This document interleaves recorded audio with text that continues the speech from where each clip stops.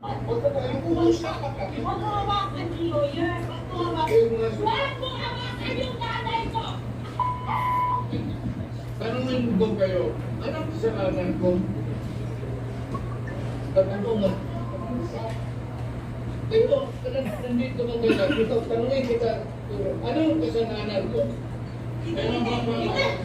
No warrant of arrest. The warrant of arrest were issued later, after the arrest. Hihilahin mo yan.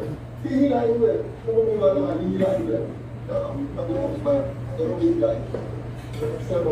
You have to bring me. Sa administrasyon, lumakas ang simpatya kay Duterte na wala ang boto sa Visayas at Mindanao.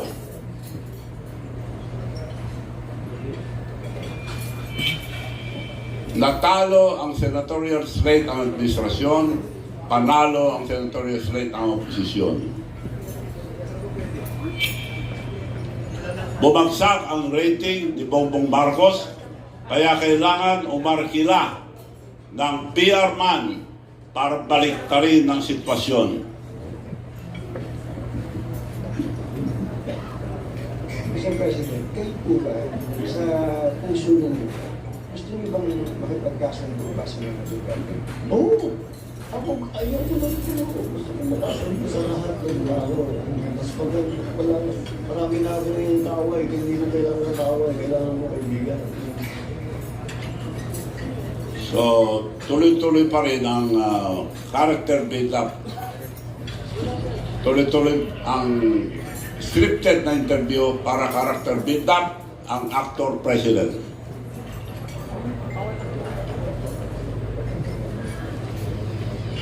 Kasi sa lang, tatanong ko lang itong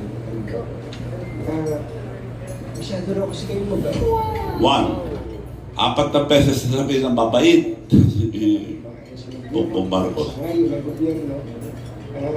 Kasi daw po, yung mabait niya po. 2, Tignan natin kung ano mag-iisip ka nitong performance. Kahit po siya, 3, ang bait nito. 4 times na mabait si Marcos. PR man, binibuild up. Maging masamang tao. Sinungaling ito ng presidente. Now, ang susunod, the stage is set. The mastermind will become the hero. Kailangan ilaglag ang mga senador at congressman para maging hero siya. Iniwala na dapat ang katiwalaan sa pamahalaan sa ilalim ni Pangulong Bongbong Marcos ngayon. Kaya, si Pangulong Bongbong Marcos should act immediately. Ngayon na.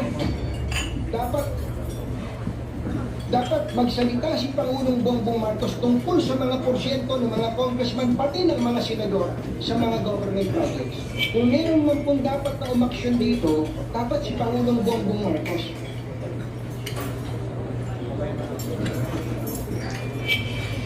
Dr. Mastermind, ako ang maglalagtad ang katiwalian para hindi ako mabintangan at hero pa ako.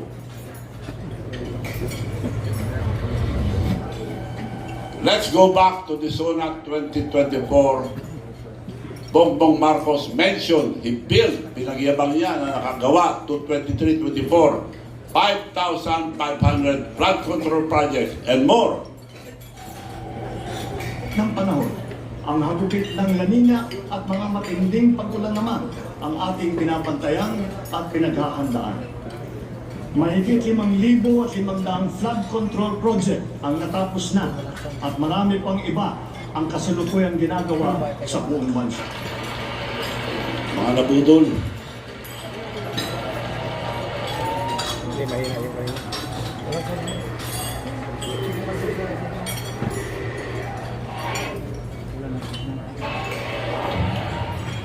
Mastermind, after the SONA 2024, pinintangan ni Bongbong Marcos ang kalikasan at ang mga taong bayan na hindi marunong magtapon ng basura ang dahilan ang pagbaha.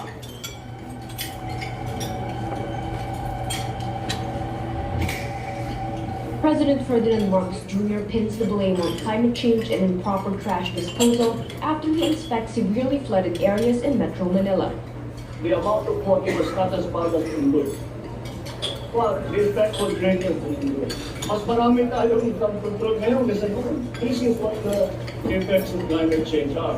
Sana matutulungan ng tao na kung kayo nagtatapon ng basura dahil yung basura yun ang nagparag. Yun daw nagparat. Hindi yung mga flood control na tinayo niya. Binanggit niya na pinagyabang, mahigit 5,500 flood control ang natayo niya. Ngayon, iba na ang sinasabi. Maliwanag na pinagyabang niya ang more than 5,500 flood control project. Ang nagawa niya noong 23 and 24 for 2 years. Pero ang anomalya, ang flood control, the project ay nag-umpisa noong 20, 23, 24, and 25. Dahil 22 wala pang budget. Gumawa ng pera ang administrasyon ang mga kasama at ang mga kasama niya.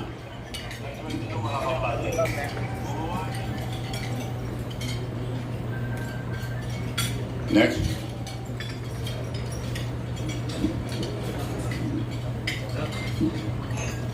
Mastermind at actor, nilaglag ni Bongbong Marcos ang mga contractors, engineers at kasama niya to become a hero.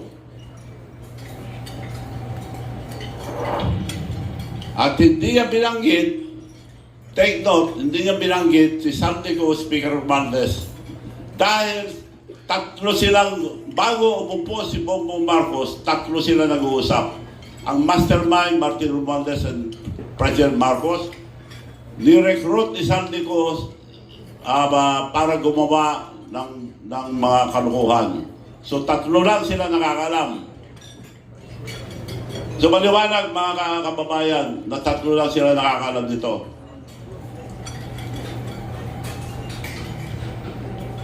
Pagkatapos ipagmalaki noong 2024 ang more than 5,500 flood control projects, sa 2023-24, biglang nag-iba ang sinasabi ngayon sa Zona 25.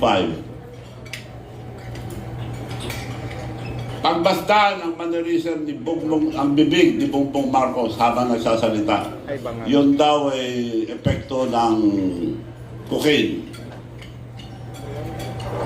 Nag-inspeksyon ako at sa naging epekto ng habagat ng bagyong Krising, Nantel at Emong. Kitang-kita ko na maraming proyekto para sa flood control ay palpak at lumuho. At yung iba, guni-guni lang. Huwag na po tayong magpupuri. Alam naman ng buong madla na nagkakarakit sa mga proyekto.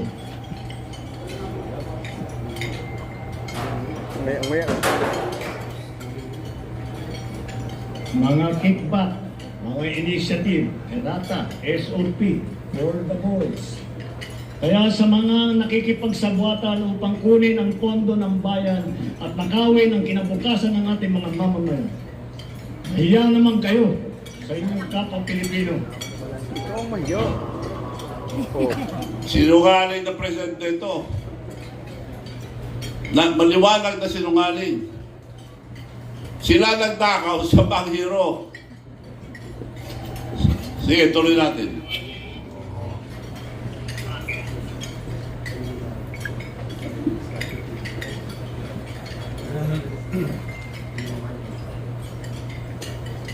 Bata pa lang, ito ang sinabi ni Senator Amy Marcos. Bata pa lang kami,